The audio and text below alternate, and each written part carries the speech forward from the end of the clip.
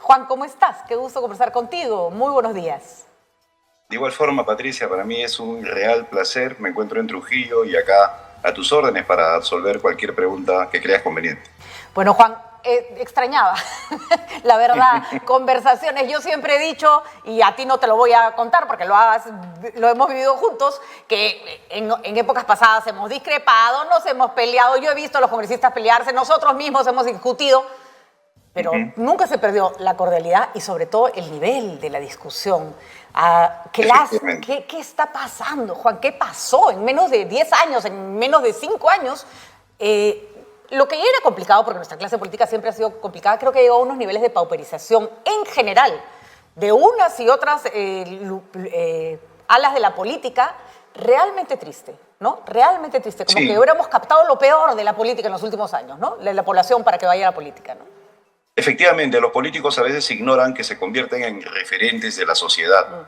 Y nuestro país, lamentablemente, no tiene ese tipo de referentes ni en el ámbito político, ni intelectual, social en general, ¿no? Empresarial. Yo recuerdo que he vivido una infancia en la cual podía ver en medios escritos, en la televisión, a personas que con su cultura nos ilustraban, a temáticas que verdaderamente a uno le gustaba abordar y sobre todo a personas de esos ámbitos que te he señalado que daban las ganas de seguirle los pasos, ¿no? Exactamente. Pero hoy en día hay un deterioro generalizado y obviamente parte de ello es gran responsabilidad de la política, una política caudillista, una política que ha hecho de la glorificación de la persona, del individuo, una especie de daño casi terminal en el sistema político.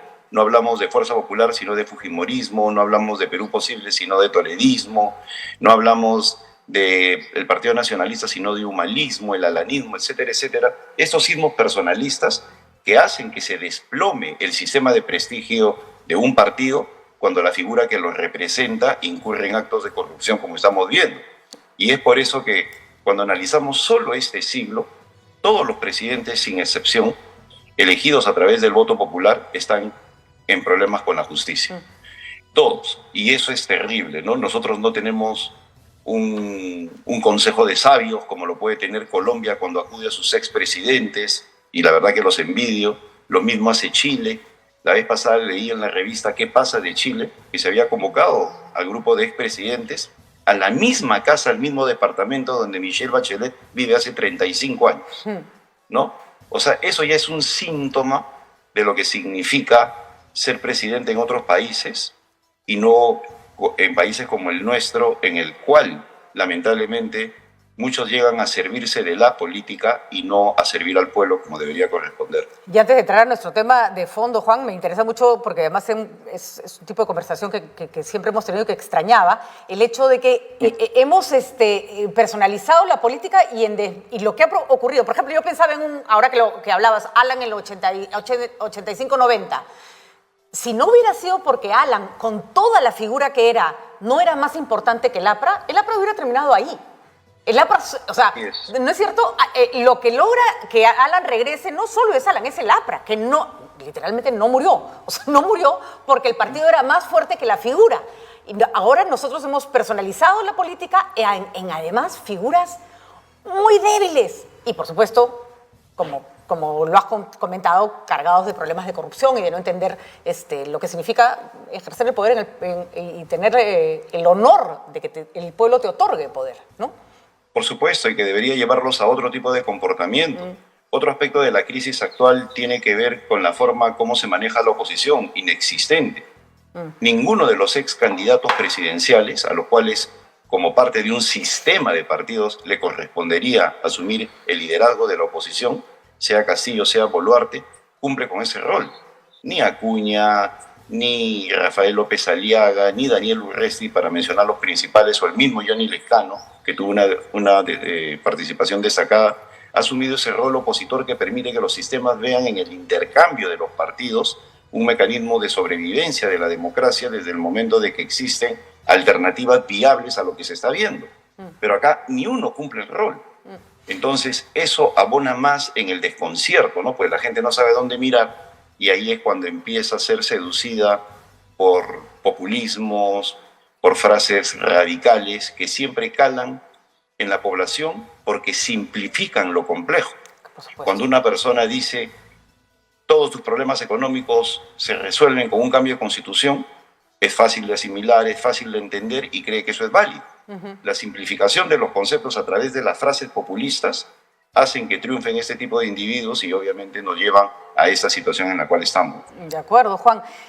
Más que analizar la situación de Toledo, que creo que ya está bastante clara, que es una persona que tiene un pedido de extradición que se va a concretar, va a venir, lo van a meter preso, lo van a juzgar y va a terminar en la cárcel porque no se necesita ser un genio para saber que las pruebas abundan, ¿no es cierto? Que creo que la acción corrupta fue muy grosera y ya estamos en una época que ya nadie se puede correr tan fácil de la justicia.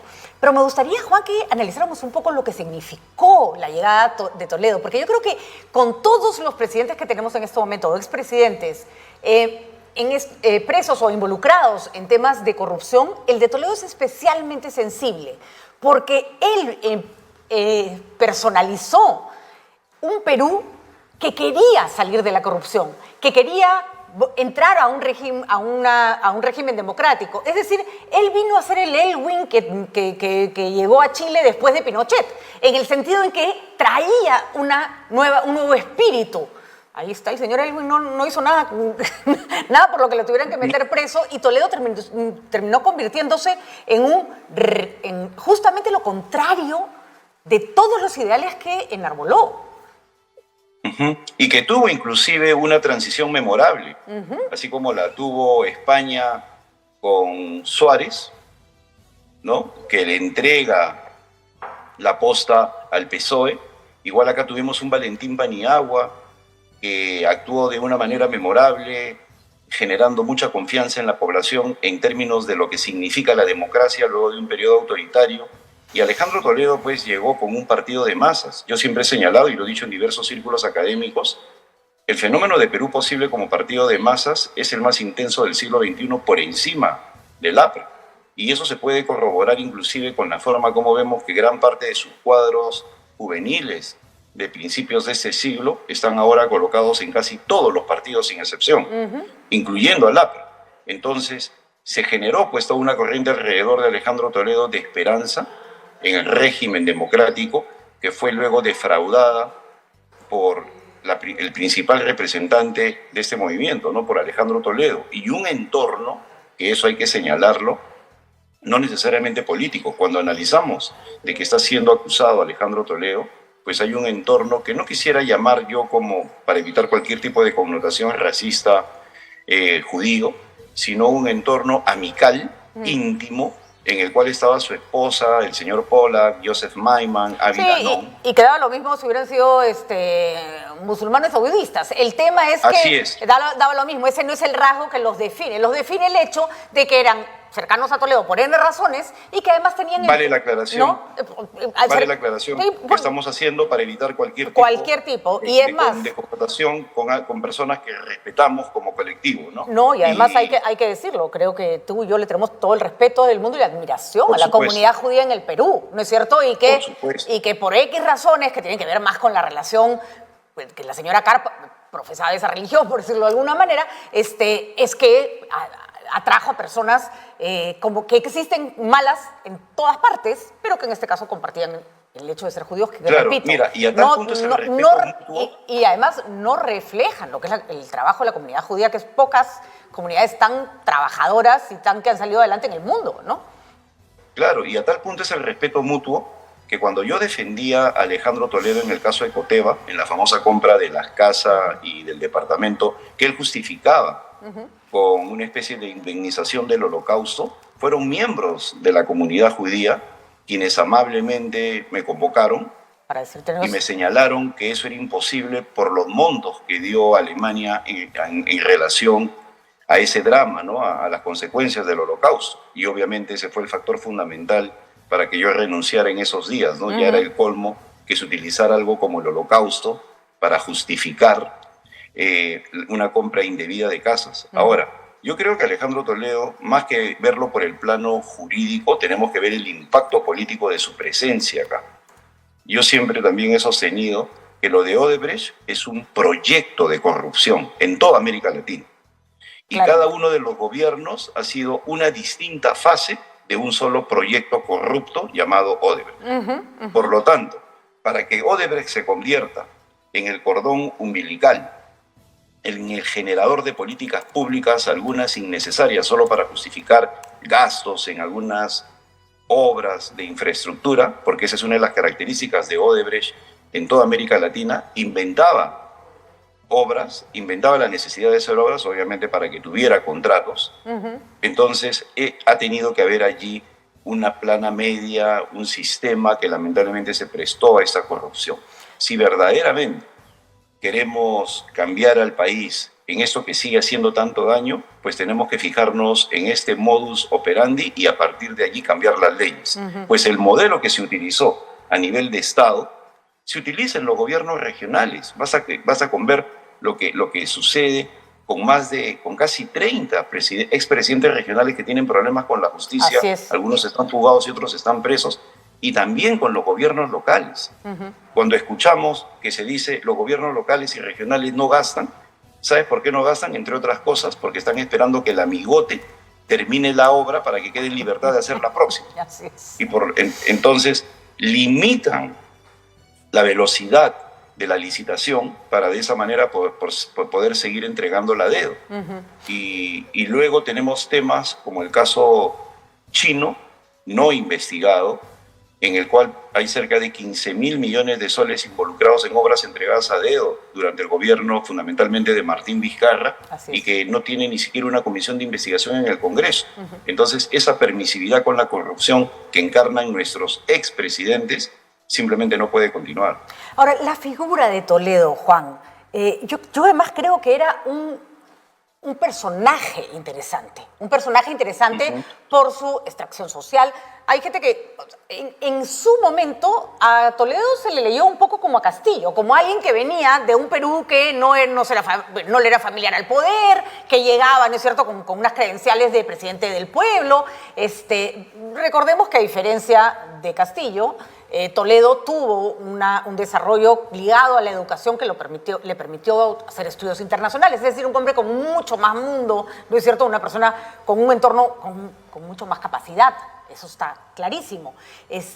Pero él enarboló esa bandera, ¿no es cierto? Acuérdate de toda la significación de la iconografía, digamos, incaica, el hecho de que él abrazaba el hecho de sentirse un peruano, así de verdad, por decirlo de alguna manera, era el discurso que él planteaba.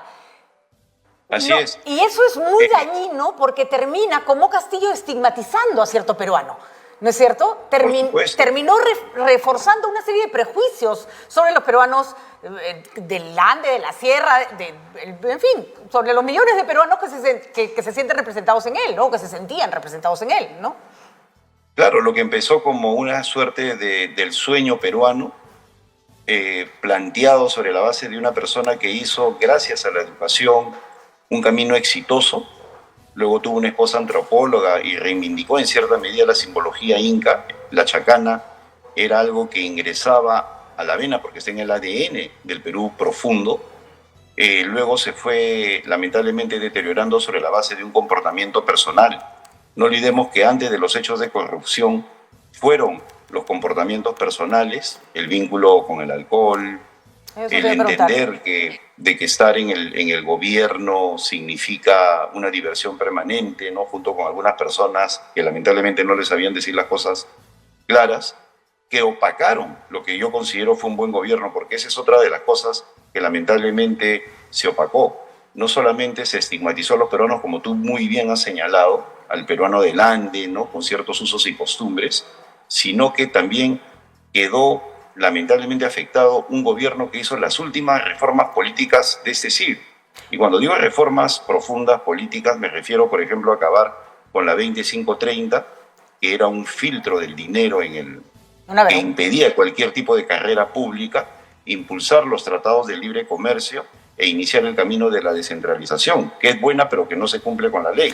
Entonces, se generaron, pues, reformas interesantes y tenía un equipo de ministros de primer nivel en el cual habían personas como Roberto Dañino, Carlos Ferrero, Luis Solari, bueno, podría abundar en una serie de personas, y al igual que Belaunde, le dio oportunidad a los jóvenes, ¿no? Alfredo Ferrero, Fernando Zavala, el que habla, éramos muchachones treintañeros en esas épocas y nos dieron la oportunidad de ser ministros, cuando era inusual, como hizo Belaunde en su primer gobierno, de tal forma que nosotros vemos a Paniagua como muy dilatado en materia de trayectoria política. ¿Pero por qué? Porque a los 27 años fue ministro, igual que Javier Silva Roete, igual que Pedro Pablo Kuczynski, Rodríguez Pastor, Fernando Schwab, y tantas personas que en sus 20 años fueron altos funcionarios del gobierno de Belaunde. O sea, construyó un capital humano, pero lamentablemente todo eso fue desperdiciado sobre la base de su comportamiento personal y no entender lo que significaba la figura de jefe de Estado. Eso sí creo que hay que rescatarlo, Juan, porque además hay que decirlo. Toledo abusó del poder, lo usó en beneficio propio, mostró finalmente una doble cara que a todos nos ha dejado como indignados y asqueados, por decirlo de alguna manera, ¿no es cierto? Es horrible que todos los que peleábamos en su momento para que cayera un régimen corrupto hayamos, sin saber, porque no había manera de saber, cuando votaban las personas por él en el 2001 no tenían cómo saber que estaban entronizando a otro líder que iba a ser también corrupto. Entonces, el sentimiento de traición es muy fuerte, pero Toledo, a diferencia de Castillo, por poner otra vez un paralelo, ¿no es cierto?, se rodeó de los mejores en muchos aspectos, y como era un gobierno que tenía que reconstruir un régimen democrático destruido, mucha gente se comprometió, no con él, con el país. Y eso es lo que más extrañamos el día de hoy, probablemente, Juan, ¿no es cierto? El hecho de que se convoque, y ojo, no hay, la mayoría de personas que estuvieron en el gobierno de Alejandro Toledo no tienen ninguna mancha de corrupción. Es decir, para ponerte a ti de ejemplo, Juan, nunca has tenido que ir a un tribunal para irte preso, ¿no es cierto? Así es. Y hemos llegado, ¿no? O sea, no es que tengamos una exoneración judicial sobre la base de no haber sido nunca ministro ni congresista. Lo he sido y no hay ninguna mancha, porque es una cuestión de cómo enfrentamos y tratamos de honrar la cosa pública. Obviamente, para que un funcionario actúe correctamente, también tiene que honrar a su círculo, a personas como tú, por ejemplo, que confían en nosotros. Entonces, es eso importante, porque se está perdiendo todo ese sistema de colectividad en el cual la conciencia crítica, el decir las cosas claras, como tú señalabas al inicio, en el prólogo de esta conversación, el haber tenido diferencias de diversa índole no significa que uno confunda lo amical, la amistad, la camaradería, con lo que debe ser una crítica aceptada. Hoy día vemos que si tú criticas a alguien, te cancelan. Absolutamente. Te bloquean, ¿no? Entonces vives en una burbuja. O peor que eso, o te mandan a su portátil para que te haga puré, ya sea en Twitter o ya sea presencialmente, ¿no? En un te descalifican. Agresivo, intolerante, horrendo, ¿no? Claro, entonces se aniquila la posibilidad de hacer algún tipo de crítica y con eso se están haciendo daño. En estos días que ha estado de moda la alfalfa, por ejemplo, cualquier tipo de crítica era respondida con insultos exagerados en ese muladar en que se ha convertido Twitter y que verdaderamente decepciona a veces seguirlo, algo que es un instrumento tan fantástico como son las redes sociales, pero es porque no hay ese talante como para poder enfrentar los problemas. El hecho del menú que también mencionaste al inicio de nuestra conversación, que es uno de los temas, ha adquirido una elevación mediática, pero como consecuencia de las declaraciones de los congresistas. Exactamente. Primero la señora Chirinos, tenemos derecho a comer rico, y luego el almirante Montoya, que le gusta que le digan almirante y no congresista, entonces vamos a cumplir con ese pedido, que son los que han generado esta situación. Juan, y luego si a eso le agregamos los iPhone nuevos, a mí me dieron un iPhone, a mí me dieron un teléfono de segunda mano cuando llegué al Congreso. Claro. ¿No? Además, vamos, Juan, ahora, tú has sido congresista. ¿Comían probablemente por 16, 20 soles? ¿Se comía mal? No se comía mal. No se comía mucho menor precio, pero no se comía mal. Exacto. No, nunca se comía en absoluto, mal. ¿No? Acá el problema está en la elevación ya de los precios de manera lamentable y algo que tú has dicho, ¿no? 3 son las funciones de los parlamentarios: representar en primer lugar, legislar y fiscalizar. Y la representatividad está por los suelos y es la madre de todos los problemas. A mí me han entrevistado hace muy poco un panel de periodistas puneños en el cual me decían, acá no podría venir ninguno de los 130 parlamentarios. Y ese es el problema. No se puede instalar una mesa de diálogo porque no pueden ir ni ministros ni parlamentarios. Entonces surgen los funcionarios como Tarola, que creen que decirle no a todo es la solución, ¿no? Tratando de emular la Pax Romana, la que viene de las armas, que es la más endeble. Si la Pax Romana hubiera funcionado en la historia de la humanidad, pues Roma seguiría siendo imperio. Imponer por las armas y no por las ideas, lo que puede ser un proceso, en este caso democrático, es el peor de los instrumentos. O sea, acá es no a la Asamblea Constituyente, no al adelanto de elecciones, no a las marchas. No a todo. O sea, además, no a todo. No a todo, pero además negando la posibilidad del debate político, de escucharnos. O sea, yo particularmente, Juan, no creo en una Asamblea Constituyente, menos ahora, porque sí creo que si nos vamos a cambio de elecciones va a ir todo el mundo paten alto, furioso, molesto, y vamos a hacer una constitución horrorosa. Pero ¿por qué no la vamos a debatir? ¿Por qué no vamos a sentarnos a decir, ok, ¿qué capítulo cambiaría? ¿Por qué? ¿No es cierto? Vamos avanzando por lo menos en el debate, ya después veremos si con constituyente, vía Congreso, pero no se habla del tema. Mira, por ejemplo, un momento constituyente se construye sobre hechos concretos. Y como tú bien has señalado hace un instante, hay que debatirlo.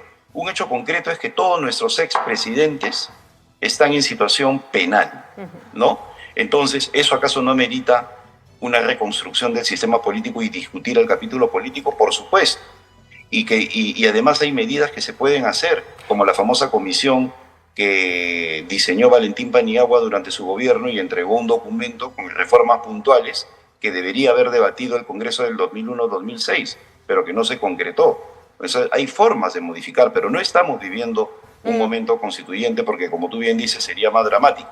Pero tiene que discutirse porque la democracia necesita válvulas de escape. Yo no tengo ninguna duda que evitar el adelanto de elecciones va a ser el principal estímulo para llegar por la fuerza a una asamblea constituyente. Eso es lo que no entiende este gobierno. Como señalaba, creen que febrero... Y como señalaba Carlos... Disculpa, Juan, como señalaba Carlos León Moya en su última columna en Gilero en sus 13, negar el derecho a la discusión política, descalificándola, es lo más antidemocrático del mundo. Sus demandas son todas políticas. Bueno, y la mayoría de las demandas de la población son políticas siempre, ¿no?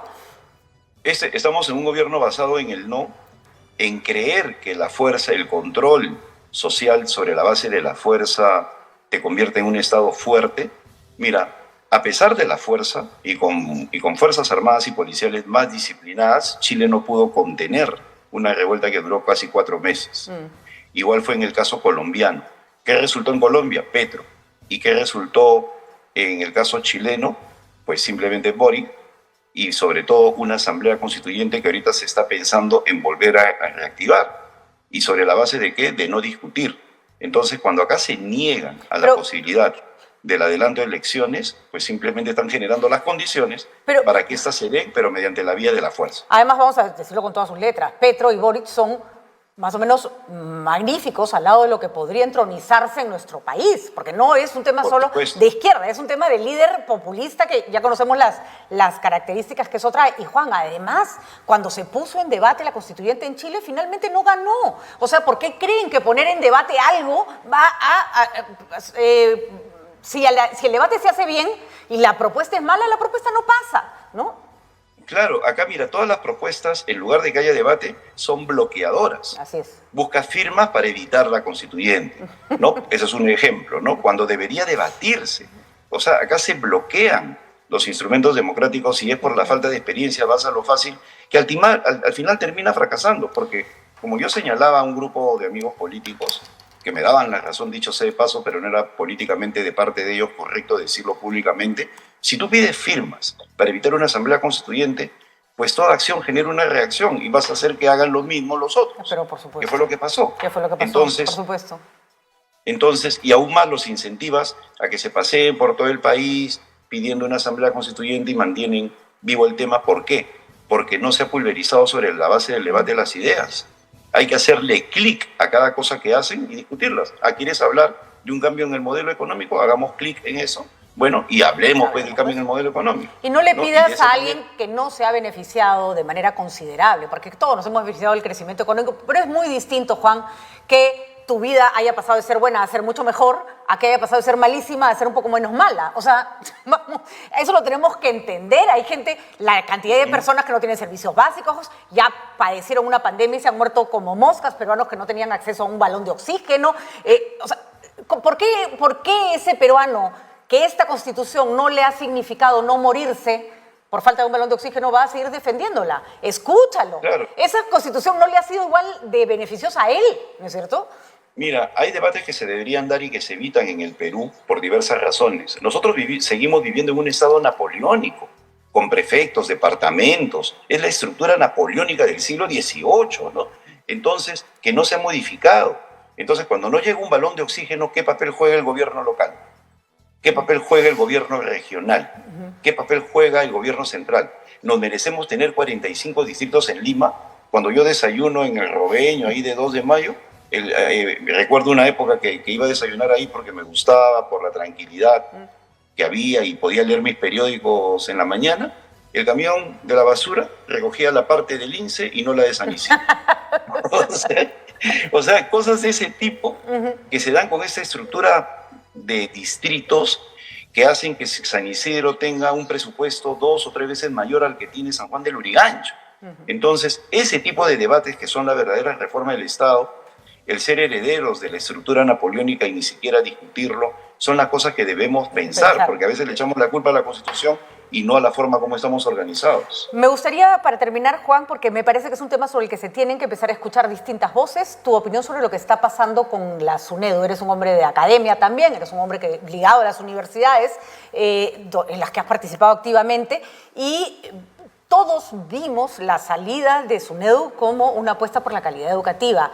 Particularmente, y expreso mi opinión porque yo no la he ocultado ni la voy a ocultar nunca, creo que la SUNEDU fue una muy buena medida y sí creo que SUNEDU convocó a gente decente y que hoy día se están tergiversando acusaciones, se están inflando cifras, y se está atacando probablemente a buena parte de la clase académica más solvente de nuestro país. Sí me parece natural que haya ciertas universidades que ganan licitaciones para hacer consultorías, lo que sea que haya que hacer en el Estado, si esas son las universidades que tienen mejores profesionales. ¿Por qué no tendrían que ganar un concurso para hacer una asesoría? No digo que no se tenga que investigar, pero el discurso me parece maquiavélico. ¿Cuál es tu impresión de lo que está ocurriendo, Juan?